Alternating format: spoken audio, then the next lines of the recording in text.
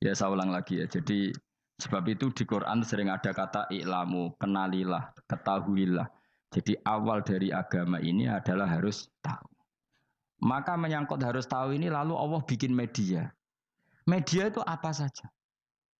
Tapi lalu kita bisa berdebat tentang media. Itu yang kita tidak tahu nanti hisabnya di depan Allah Subhanahu wa taala. Saya sampai sekarang itu nggak tahu, nggak pernah bilang halal, nggak pernah bilang haram. Misalnya gini ya buat ini dengerin ya. Di Korea ini sering teman-teman cerita. Ada beberapa majikan yang baik sama umat Islam, yang bekerja-pekerja Muslim. Itu kalau dipamiti sholat, kan? Pak majikan saya mau sholat. Sholat itu apa? Mereka bilang dengan bahasa analogi di Korea. Pokoknya sholat itu sembahyang. Ketika sholat itu ditanya sama orang Korea, loh kamu itu sembahyang kok tidak ada patungnya? Karena pengetahuan mereka yang namanya sembahyang itu ada patungnya. Ada yang baik, apa sekalian tak belikin patung? Jadi wong Islam pas sholat tuh didelok ngarepe dhuwure kok gak ono patung. Ono sing ape sujud tuh digambarno salib. Mergo dekne denger-denger kalau karena tidak tahu Islam itu apa. Sementing ada personifikasi Tuhan. Ada lagi ini yang agak ngeri. Ada pegawai Garuda karena dia agak terpelajar waktu sholat dia sholat sama krunya di mall. Itu langsung security mall nelpon polisi. Ini ada ritual teroris gitu. Jadi sholat itu dianggap mukadimah sebelum ngebom. Jadi ritual. Pertanyaannya adalah karena mereka tidak pernah ngerti sholat itu kayak apa. Dan kadang-kadang orang ngerti bahwa sholat itu adalah ritual umat Islam itu lewat media. Media itu bisa berita, bisa dokumenter, bisa apa saja. Kita tidak pernah tahu cara Allah mengertikan. Seperti kita tidak pernah tahu madzhab Mu'tazilah, tahunya itu dari kitab-kitab ahli sunnah wal jamaah. Coba kita semua misalnya tahu madzhab yang aneh, Mu'tazilah, Jabariyah, Qadariyah, itu dari kitab mereka apa dari kitab ahli sunnah? Dari kitab ahli sunnah.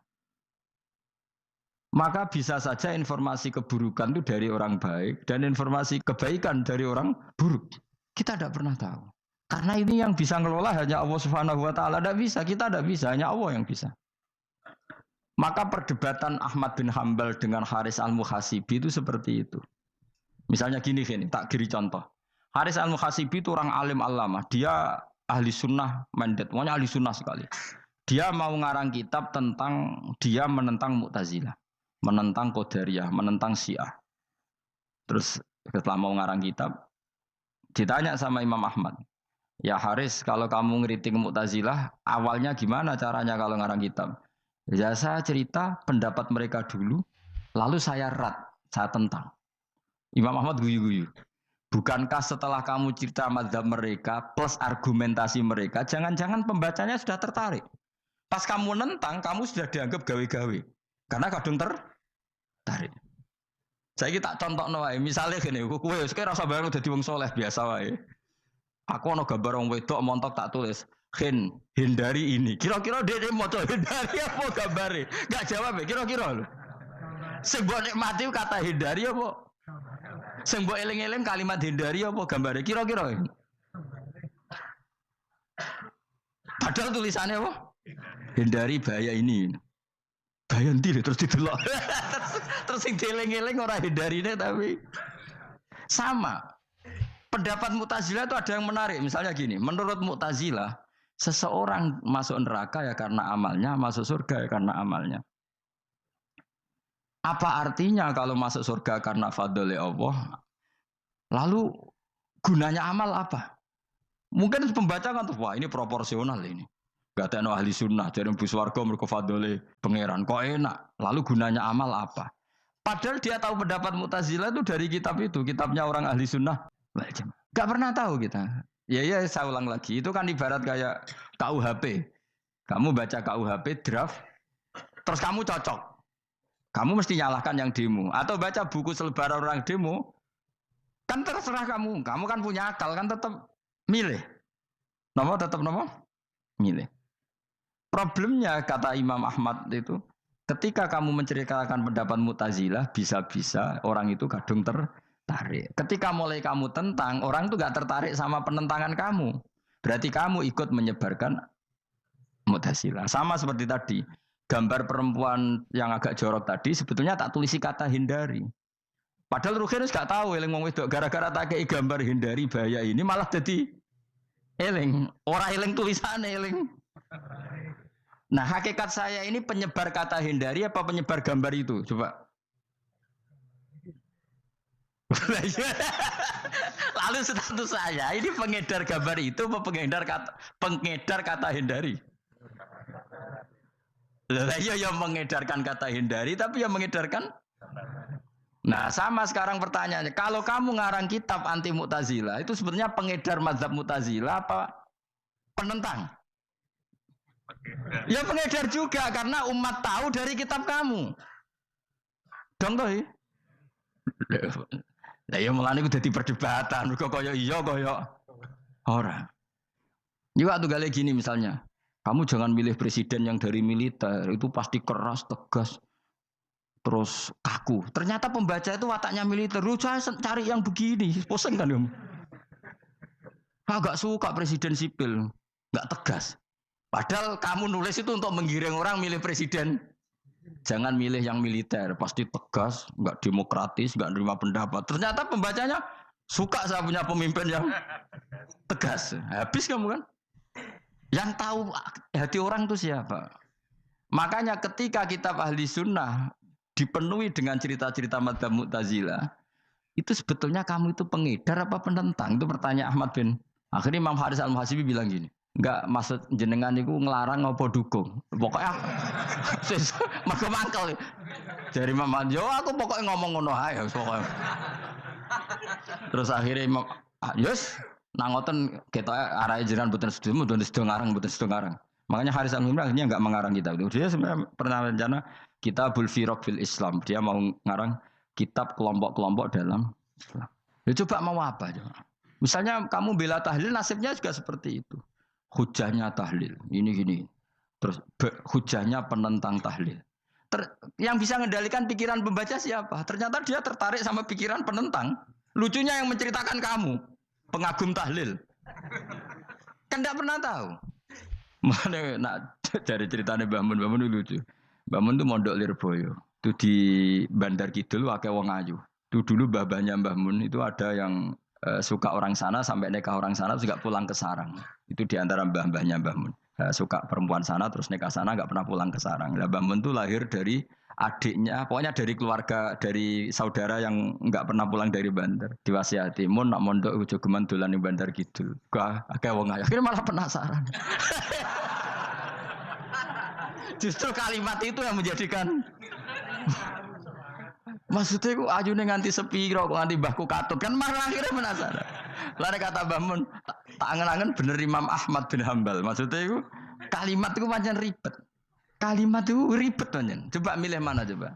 Jong ojo geman moro pasar opo lah nang daerah kono. Ono opo? Bahaya kan. Gara-gara kamu melafatkan itu malah orang penasaran. Di sana ada bareng delok ning kono ya nak terus mulai nak ora.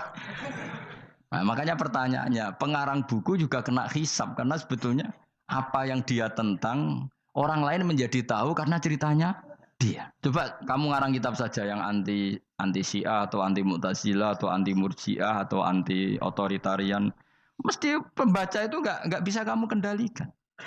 Nah, itu juga rawan hisab. Makanya berat. Pokoknya walatus alunna yauma idzin anin naim. Semua itu nanti dimintai tanggung jawab oleh Allah Subhanahu wa taala. Karena kita tidak pernah tahu. Akhirnya Haris Al-Muhasibi gak ngarang kitab. Imam Ahmad itu tidak punya karangan kecuali riwayat Musnadu Ahmad bin Hambal. Kalau gak ada 14 juz. Dia tidak punya karangan. Ketika ditanya, saya takut membuat hal baru dalam Islam. Karena karangan itu kan mesti melogikakan hukum. Sementara Allah tuh kadang gak butuh dijustifikasi seperti itu. Jadi cara kitab usul fikih ini, sama tak bedai. Mungkin enggak Allah menyuruh kamu ngangkat gunung Merapi tanpa alat? Enggak, jawab saja. Latihan pinter. Mungkin enggak Allah menyuruh kamu disuruh ngangkat gunung Merapi? Mungkin enggak? Mungkin apa enggak? Nah, itu ulama usul fikih berdebat. Ada mengatakan enggak mungkin. Karena Allah tidak akan memerintahkan sesuatu yang tidak dimampui mukhatab, yang tidak dimampui manusia. Masuk akal. Kaul kedua mengatakan mungkin butuhe Allah iku mau wong muni yo tok nurut. Senajan to gak Mungkin. Ayo Hen, Gunung Merapi angkat Hen. Nggih Gusti, siap. Langsung melayu moro. Wih wah wis seneng wah nurut aja iki. Tapi ya kemungkinan cek goblok ora takok sik. Kita kan tidak pernah tahu, makanya ulama ini debat. Kira-kira nak Hen Gunung Merapi angkat. Potensinya kan dua, kue langsung melayu apa ngangkat. Potensinya kan kok goblok kayak ngono ora takok. Bicarane kok. Tapi ya mungkin dilembek pangeran. Cek nuruti, ora paham-paham belas melayu. Ki milih ndi? Status ngene iki nurut apa goblok? Jawab, nurut apa goblok? Ya nurut goblok. Ya aja ngono lho. Kita ndak pernah tahu. Mulane tetep akhirnya pada akhirnya kita itu wa in adri. Kita ndak pernah tahu. Tapi kita tahu bahwa semua ada hikmahnya. Makanya kadang orang alim itu bilang saya alim, kadang bilang saya ndak tahu. Maksudnya kita tahu Allah memerintahkan pasti ada hikmahnya, tapi kita ndak tahu maksudnya apa. Ya sudah seperti ini. Akhirnya dunia ya sudah seperti ini. Ya kadang ngerti, kadang ora ngerti, ya sudah biasa ya. Kalau kita tak takoki sesuk isih urip to ora. Iki jawab e. Muni ra roh iku nyatane yo koyo roh. Muni roh yo ora roh nak mati. Mulane sudah. Kadang takoki sesuk iku jeng yo ziarah nggih, Mbah. Tapi kadang wa alam, Mbah, insyaallah. Ya karena memang ya enggak pernah tahu. Karena apa ya? Wis ra kena diterangno, Bang. Mulane kula niku gak ada kitab-kitab perdebatan ulama, nak gejol-gejolkan ngoten niku.